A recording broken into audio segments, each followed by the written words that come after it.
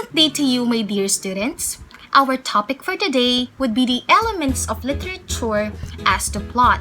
I am Valerie and Valmonte, but you can call me Teacher Val, and I'm going to be your instructor for today.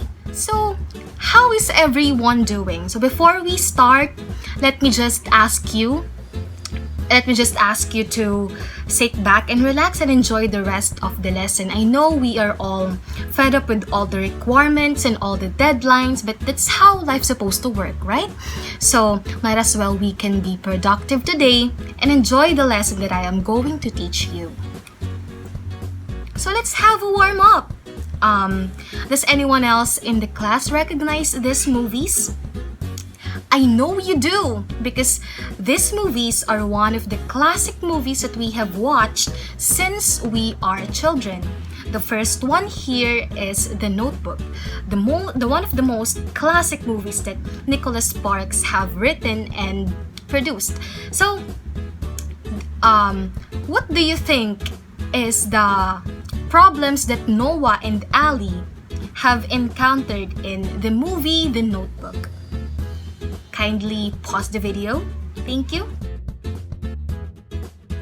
Okay, so thank you so much for sharing your idea, my dear student.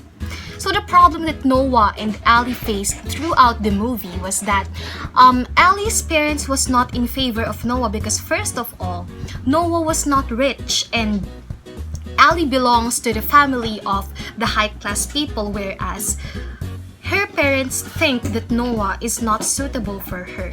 So let us now proceed to the movie Moana, which happened to be released I think 4 years ago. And let me ask you for the last time, what do you think, or how did Moana save her island? Pause the video for a while, thank you. Okay, perfect. So in order for Moana to save her island, she asked for the demigod Maui for help to return the heart of Te Fiti and return her island back to normal. So what I asked you are all parts of a plot diagram, namely the rising action and the falling action. So thank you so much for participating in our mini warm-up. I hope you are all enjoying it so far. And now let us begin with our main topic, which is the plot of the story. Okay, so let us first define what plot really is. The plot of a story is a series of interconnected events in which every occurrence has a specific purpose. So it's all about establishing connections and showing relationships. So as they say, plot is the skeleton of a story. So let's say you have the character, you have the setting, or you have the other elements of what makes a story, but you don't have the plot. So what are you going to do then? What are you going to follow? You don't have the events that what will happen to your characters. So it's not a story if you don't have the plot. Okay, so before we proceed, can you all still follow, my dear students? I know you can, and I know you will. So, are you all ready to know the four type of plot structures? Because in here, we are not just focusing on one cliche plot. Because we are also going to tackle about the other three types of the plot structure, and not just the one with the that starts with the exposition to the rising action up until the falling action and to the end. We are also going to talk about the somehow complicated part. Okay, so let us proceed to the first type, which is the dramatic or the progressive plot structure. So this is what I'm talking about, the cliche ones actually. Okay, so here, as you can see here the setting that it starts with the introduction of the setting. You can also see here beside the setting the conflict which is being introduced right before the rising action, because in here the conflict is being introduced in the first part because it is the one that is being solved, or it is the one that is the problems by the characters, and then up until they go to the climax, and into the denouement and until the end. So here, the dramatic or the progressive plot means this follows one main rising action to a climax, then tapers down to the end. So there is also a period of lull after the climax, also called denouement, where the reader gets to take a breather. We have here the examples of a dramatic plot. Actually, the movies that you are gonna think right at this moment is an example of a dramatic plot, to be very honest with you. And here, I included Beauty and the Beast and The Brave both by Walt Disney Pictures, because I think you can all relate to them. And Beauty and the Beast, you can actually say from the very beginning that it happened, or it has the setting from Friends. And here in The Brave, it happens in a castle, and then it also includes some forest. It actually follows the one that I was talking about earlier, the plot structure where they will gonna have the rising action and the climax and then so on and so forth. So it is the dramatic plot is actually the movies, the one that is being used most of the times by movie makers. Okay? Are we all good? I really hope you are. So the next type of plot structure would be the episodic plot. So who among you likes to watch TV series? Actually, me also, because it's quite addicting, to be very honest.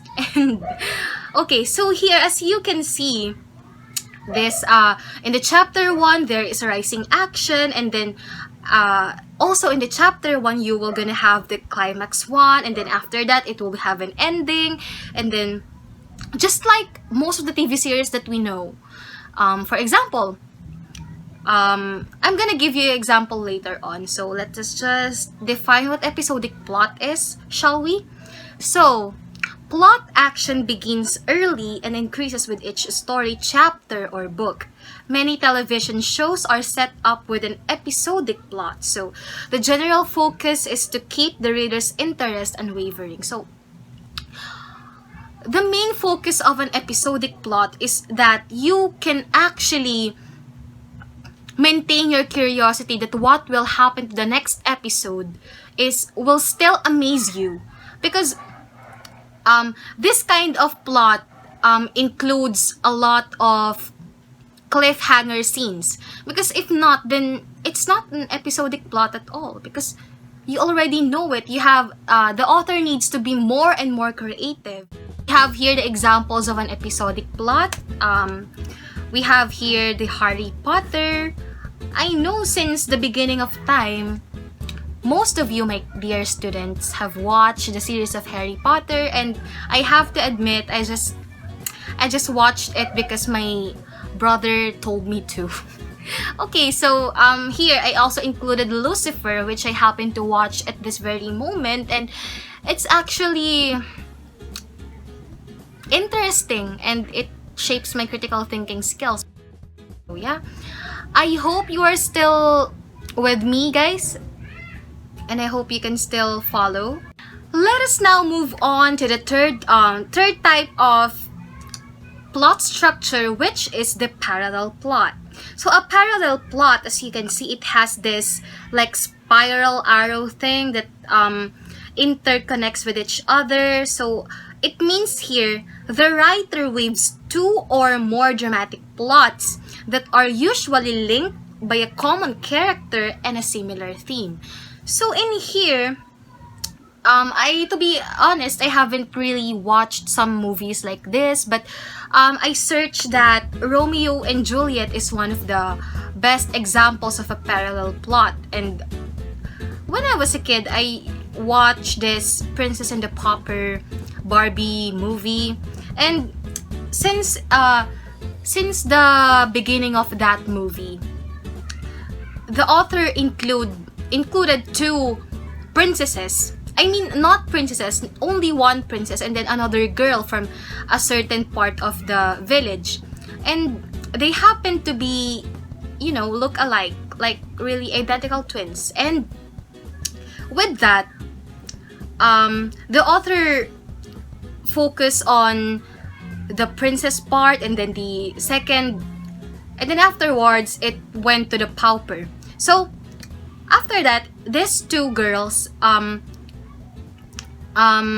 it's like they are destined to meet, and then after that, their lives really interconnected with each other, just like in Romeo and Juliet. It has like two different perspectives, but they will happen to bump with each other as time goes by. So that is a parallel plot. Let us now proceed to the fourth type of plot structure, which is the flashback. I know some of you really want to like going in the past. Kidding. Okay. So here, flashback, this plotting device allows the author to start the story in the middle of a high action point and flash backwards to lead back up to it. So, the most cliche statement that you can tawag dito, the most cliche statement of a movie, and then that you will know it is a flashback type of a plot, is that it will start with 13 hours before I died, or something like 24 hours earlier, and then they will gonna show this backstory, and then after they show this backstory, they will flash the present scene that was once linked to the flashback.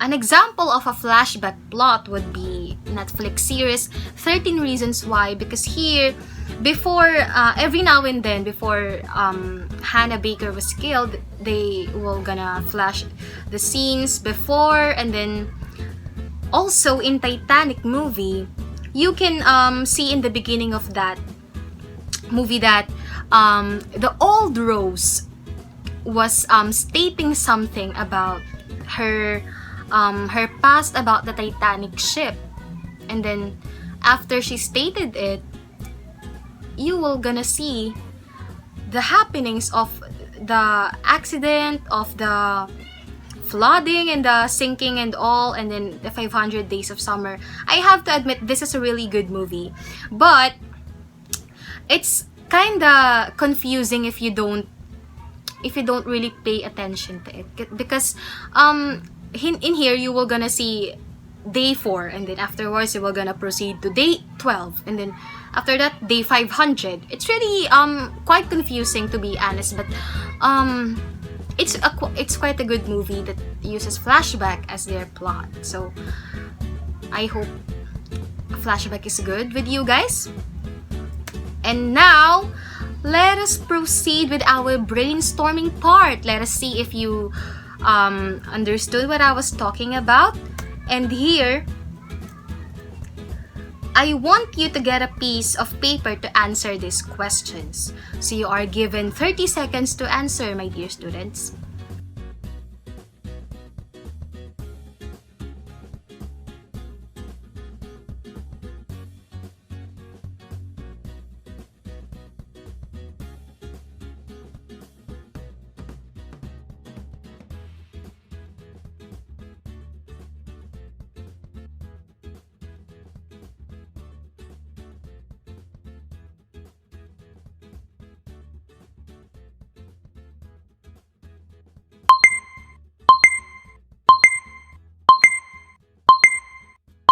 It's a great work, my dear students. Here are the correct answers to our activity, my dear students. Congratulations to those of you who got it all correct. Good job!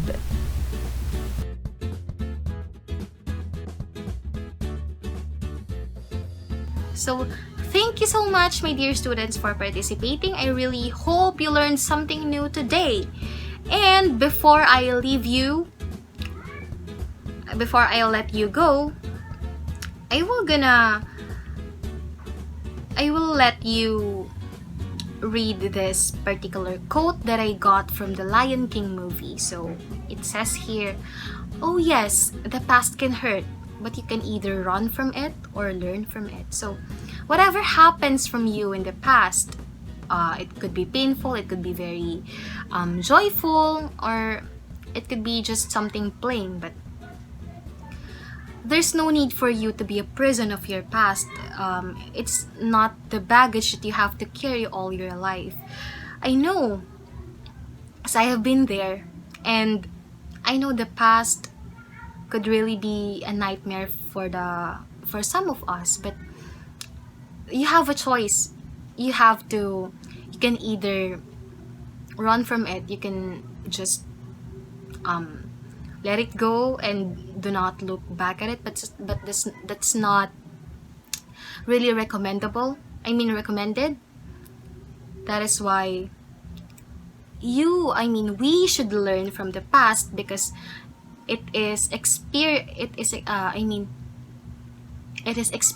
that is the best teacher. Thank you so much. I hope you will have a good day, everyone. Bye.